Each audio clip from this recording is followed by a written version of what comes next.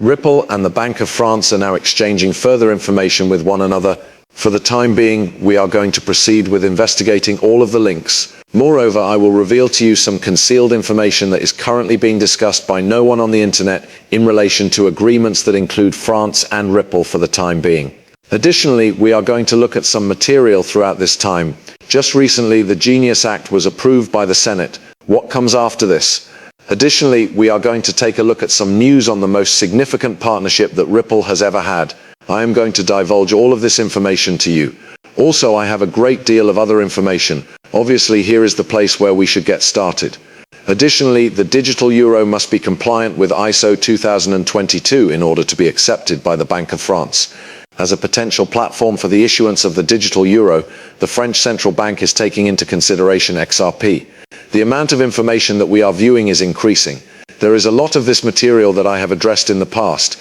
This is actually, they have been working on this for quite some time, but I really wanted to know, is France really going to select Ripple that they are going to use? Other technologies are they putting through their paces? How far along are we with all of this? And what is the next move that we should take? Let's get started on answering each and every one of those questions. Here is a summary of everything. The Banque de France has emerged as a significant European central bank, and it is now investigating the possibility of utilizing Ripple's XRP ledger as a viable foundation for the development of a central bank digital currency that is tailored exclusively for the digital euro.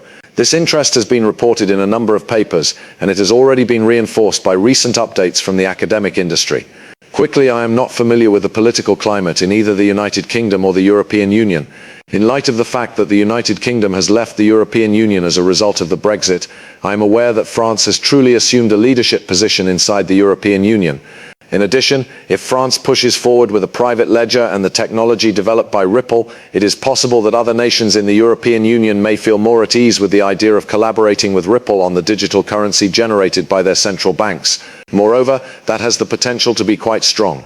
Alright, let's try to get a better grasp on what is being said right now. What is genuine and what is not, I have you covered.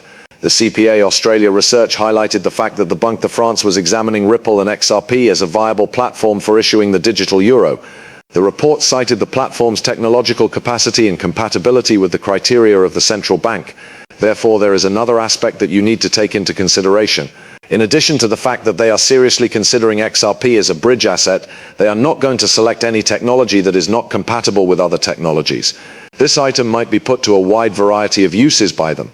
When we talk about a wholesale CBDC, we are referring to the fact that the French central bank engages in some form of trade or other activities with banks both within the country and globally. Because of this, there is the potential for a wide variety of currency pairings and currency exchanges, all of which may be accomplished with relative ease by utilizing XRP or a similar cryptocurrency such as RLUSD. On the basis of my speculation, I believe that this will be a digital version of the euro.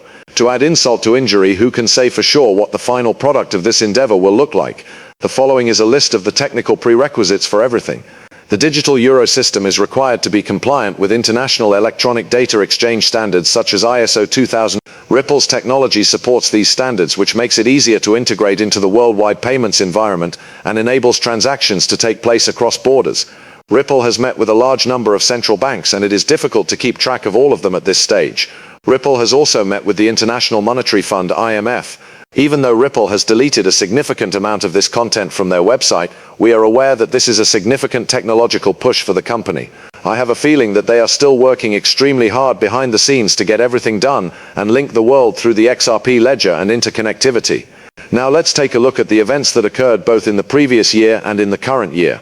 Official testing of Ripple's private ledger. The Bank of France has officially begun testing Ripple's private ledger as a basis for its euro-based CBDC.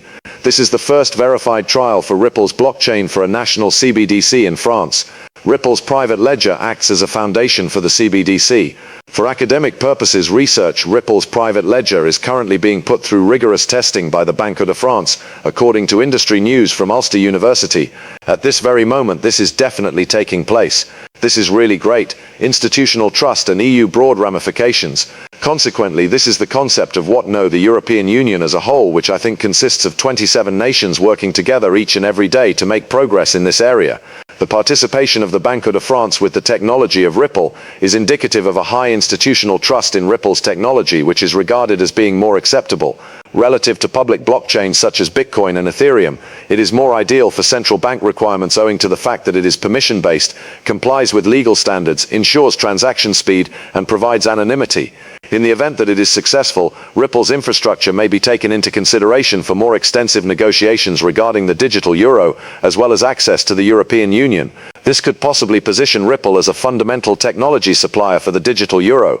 At this point, we have no clue how this is going to turn out, but the fact that they are trying it ought to speak much regarding its potential outcomes, should provide a great deal of information to you. I'm going to demonstrate to you the other aspects of technology that they are evaluating. In addition, when I looked into this topic, I was taken aback to see that the conversation did not include any other prominent blockchain names among the participants. There are going to be some names that you are familiar with, but there is not going to be anything that you believe you would be familiar with. To that end, I will proceed to enter this room. As for the technological benefits of Ripple, we are aware of how quick it is. It seems like Swift can handle 1,000 transactions per second, according to the material I've seen. That's a total of 1,500 transactions per second for XRP. It is important to keep in mind that Ripple is not aiming to become an institution for all of these retail consumers who are charging. Ripple is not going after Visa, the institutions and banks, as well as the financial institutions. The infrastructures of the financial markets and the central banks are the entities that they wish to interact with. It is correct that we discussed the permission network's ability to enable approved validators as well. These monetary institutions would function as nodes on the network. They have been conducting research and testing up till the year 2016. It will be 10 years since they began doing study the following year. When I tell you about, you need keep in mind that they are not going to develop a technology tomorrow and implement it. Before they can put their whole economy in the hands of this digital representation of their worth, they need to go through a process of sandbox testing that will take years upon years upon years. This is necessary to ensure that the system is going to function properly.